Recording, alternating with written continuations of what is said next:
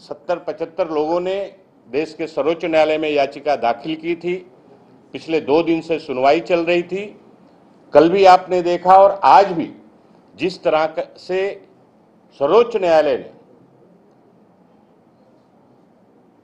उनके सामने सुनवाई के दौरान जो मुद्दे आए और उन्होंने केंद्र की सरकार से जो सवाल पूछा है, वो सिद्ध हो गया है कि जो बात विपक्ष पूरे देश में कर रहा था, इस बिल का जिस तरह से सामाजिक संगठन हो, धार्मिक संगठन हो, राजनीतिक सारे संगठन जो विरोध कर रहे थे, ये सिद्ध हो गया कि ये सही था और सर्वोच्च न्यायालय ने उसके ऊपर तत्पूर्वता स्थगिति दी है। और आने वाले दिनों में हमें विश्वास है कि ये गैर कानूनी तरीके से जो वक्फ एक्ट में अमेंडमेंट बिल ताकत के बल पर पास करवाया गया है, सर्वोच्च न्यायालय आने वाले दिनों में इसकी पूरी और बारीकी से सुनवाई करके और इस बिल को निरस्त करेगी, ये हम सबको विश्वास है।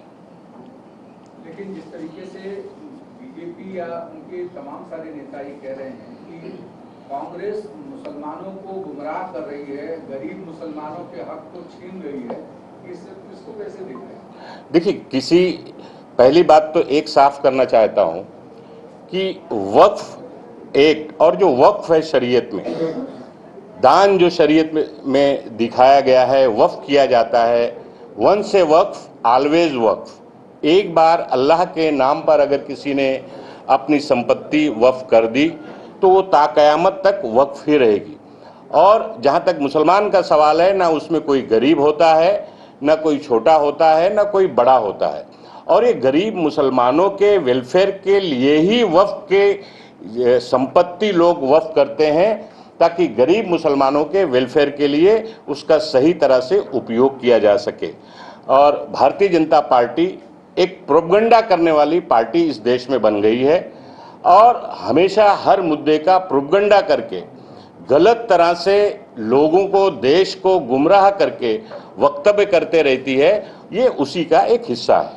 लेकिन सर, मोदी जी ने जिस तरीके से हथरस में भाषण किया था, कहा था कि मुस्लिमों का कांग्रेस ने सिर्फ इस्तेमाल किया है और एसटी, एससी, ओबीसी इन तक सुविधाएं पहुंची कि नहीं, इसकी भी उन्होंने कभी अहमियत नहीं उठाई। आप इसका जवाब कैसे? भारतीय जनता पार्टी ने सबसे पहले अपने गिरेबान में झांक के देखना चाहिए कि उन्होंने इस देश के अल्पसंख्यक के साथ क्या किया है। उनकी पार्टी में जो अल्पसंख्यक नेता थे, उनको कहां पर ले जाकर खड़ा किया है, हाशिए पे कैसे उनको चढ़ा दिया है, उनका राजनीतिक कैरियर खत्म कर दिया है। उनको कांग्रेस से देश के अल्पसंख्यक के उत्थान के बारे में पूछने का कोई अधिकार और कोई हक नहीं है।